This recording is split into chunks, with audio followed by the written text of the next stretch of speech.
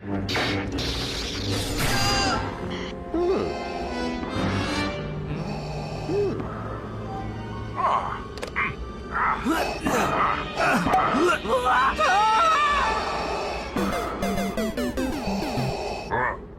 Star Wars 2, the original trilogy video game. In store September 12th. Rated everyone 10 and up. Let me ask you this. What are two things that literally fill people with thoughts of happiness and nostalgic memories? Christmas and Lego Star Wars. Christmas is popular because, well, it's Christmas. Kind of self-explanatory there. But Lego Star Wars, on the other hand, became popular through its clever and creative use of the Star Wars license, in the form of Lego sets and, later, video games.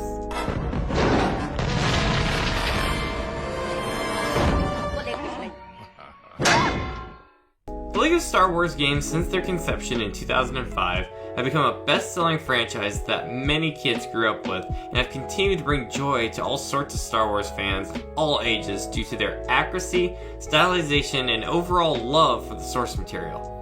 But yeah, I'm sure a lot of you at one point got a Lego Star Wars game, whether it be for the GameCube, Xbox, Game Boy, whatever you had for all your gaming needs at the time when you weren't watching Cartoon Network. Me personally, my home console introduction to the series was on the good old PlayStation 2, and the game Lego Star Wars 2, the original trilogy. Now, we could literally talk for hours on why this game is so important to so many, with its characters, secrets, hidden content. There's a reason why there's so dang many YouTube videos on the game. So this is where I bring my own perspective to this game and ask, of all the many kids playing Lego Star Wars in this innocent, safe, and imaginary land, did any of you have a deep and looming fear of death?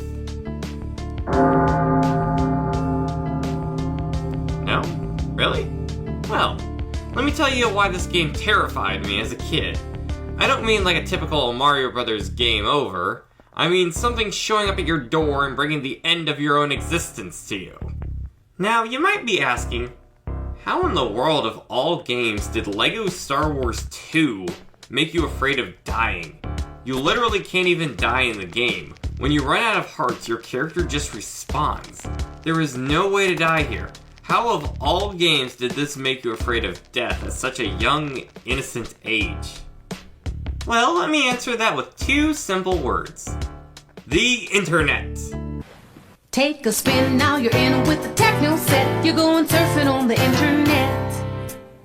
Yes, the internet, home to millions of articles full of thoroughly checked and sourced stories out there and accurate knowledge of events, especially in the mid-2000s. Okay, so let me explain some things. Picture this. Young kid, gamer in the making, wants to get the maximum amount of joy out of his games when school is done and is rather bored by the things he's seen a million times before in a game. Or in this case, impatient with saving up the Lego studs. Lego studs are this game's source of money, and young me wanted to cheat the system! And be a Lego pimp. Have as many things unlocked as possible. So I didn't have many gaming magazines growing up, so I instead resorted to the good old World Wide Web for various cheat codes for games I owned. What's a web page? Something ducks walk on? Ha ha, very funny. NeoSeeker, GameFAQs, Cheat Code Central, you name it, I might have been there. Cheats varied from great codes like unlocking new ships in Rogue Squadron 2, or if you wanted to, even a Buick.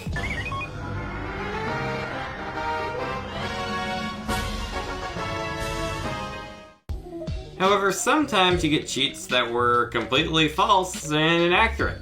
Like playing as the Jedi in the first Star Wars Battlefront game, unlocking Waluigi in Super Mario 64 DS, or even getting to see Lara Croft naked. Alright, so let's walk one step forward, one step backwards, turn around 3 times, not 4.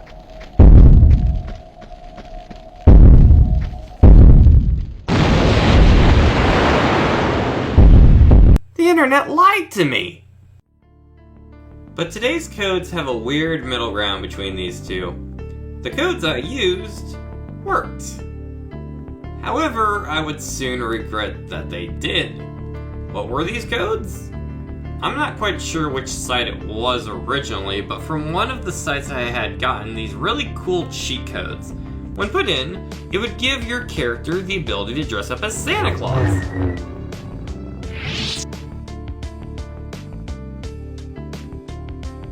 It was funny, cute, weird, you know, all the great things about the LEGO games. However, I would later find the same Santa cheat listed on the massively known site IGN. If you're a gamer, you likely know who they are. They're a pretty big gaming site. What young me discovered here would be a little section describing 6 easy steps for unlocking the Santa costume. Step 1. At the Mos Eisley Cantina, enter the following 2 codes.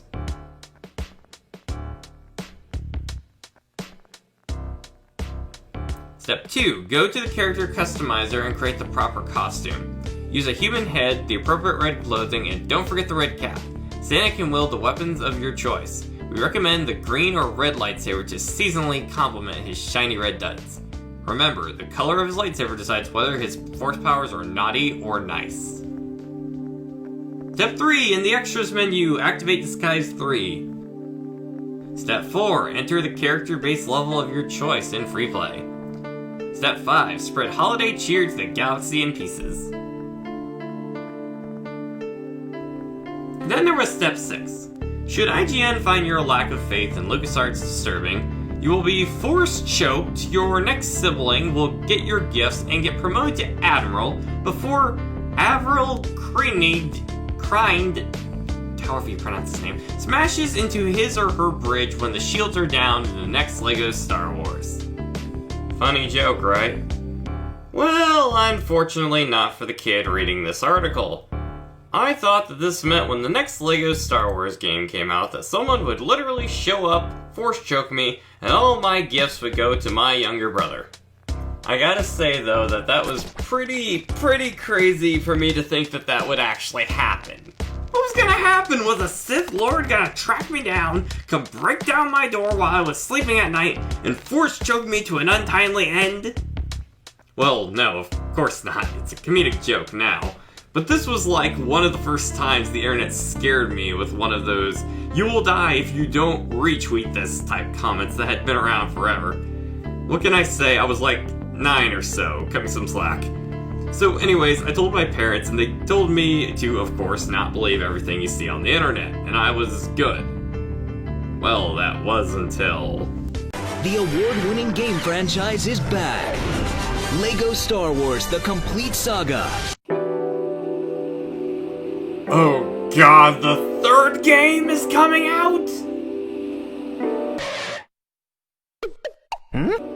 So, the night of November 6, 2007 came and went, and I was, of course, fine. So I would later, you know, grow up and instead be terrified by fake internet creepypastas. Ew. Funny thing is, this isn't actually considered the 3rd game.